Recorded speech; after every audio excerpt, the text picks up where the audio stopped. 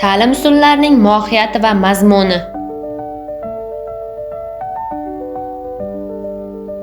Reja. Ta'lim usullarining tushunchasi va zaruriyati. Ta'lim usullarining turlari va ularning xususiyatlari. Ta'lim usullarining zamonaviy yondashuvlari bilan boyitilishi. Ta'lim usullarining tushunchasi va zaruriyati.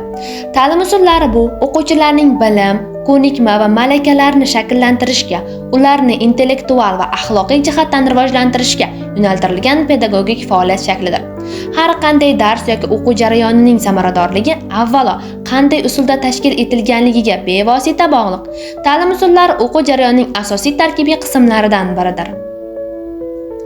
Ta'lim metodlari o'quvchi va o'qituvchining o'zaro aloqasini tashkil etish usulidir. Ular orqali bilim berish, o'rgatish, tarbiyalash va nazorat qilish jarayonlari amalga oshiriladi. Shuningdek, ta'lim metodlari ta'limning maqsadi, mazmuni va shakliga mos ravishda tanlanadi. Shu sababli ularni to'g'ri tanlash va samarali qo'llash pedagogik mahoratning muhim ko'rsatkichidir. Ta'lim usullari quyidagi mezonlarga asoslanib tavsiflanadi. Bilim manbalariga ko'ra, og'zaki usullar: tushuntirish, suhbat, hikoya qilish, ma'ruza. Ko'rgazmali usullar: illyustratsiya, tajriba, modellashtirish, amaliy usullar: mashq, laboratoriya ishlari, amaliy topshiriqlar. Fikr yuritish darajasiga ko'ra, reproduktiv usullar: tayyor bilimlarni eslab qolish, takrorlash. Produktiv usullar: muammoli ta'lim izlanish, mustaqil faoliyatga undash.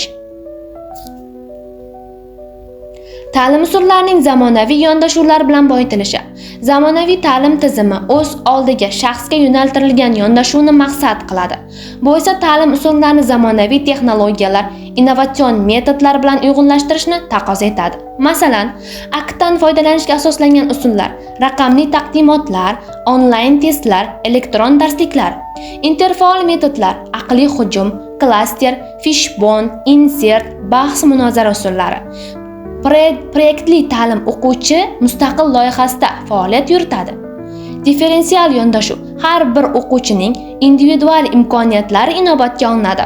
Shuningdek, xalqaro tajribalardan, ayniqsa Finlandiya, Janubiy Koreya, Yaponiya va AQShning o'qitish metodlaridan ilhomlanib, mahalliy sharoitga moslashtirish orqali samarali natijalarga erishish mumkin. Xulosa: ta'lim usullari o'qituvchining eng muhim vositasidir. To'g'ri tanlangan metodlar o'quvchilarning faolligini oshiradi, bilimlarni o'zlashtirishni chuqurlashtiradi, ijodiy fikrlashga undaydi. Bugungi kungi ta'limda interfaollik, innovatsion yondashuvlar, raqamli texnologiyalardan foydalanish